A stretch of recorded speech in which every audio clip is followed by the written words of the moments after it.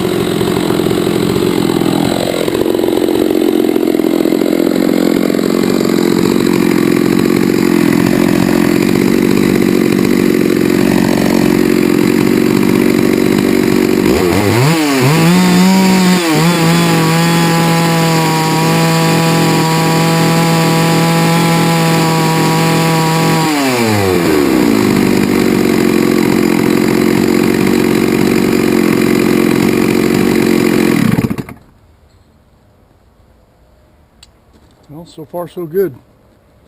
Worked like we hoped. See if I can take it apart while you guys are on camera and show you what it looks like.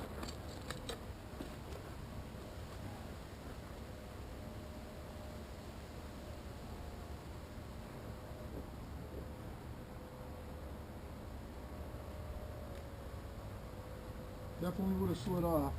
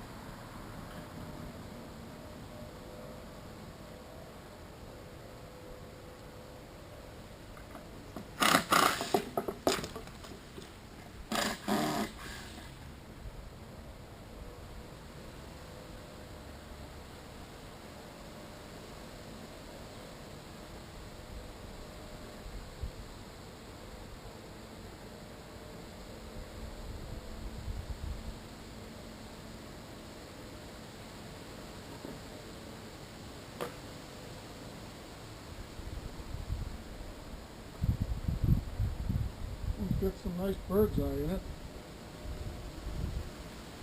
I'll split you off and show you guys the slab in the cut.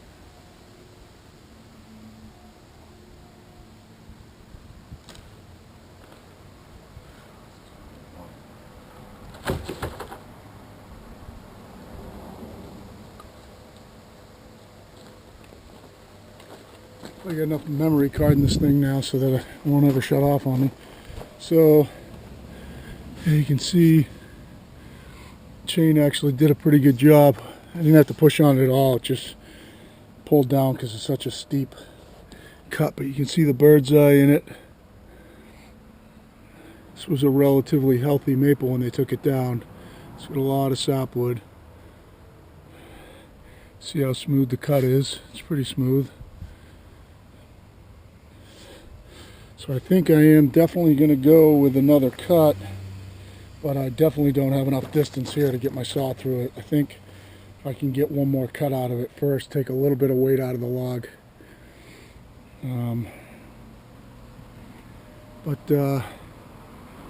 Yeah, so that's first cut. Get this out of the way and we'll figure it out. Be back in a few.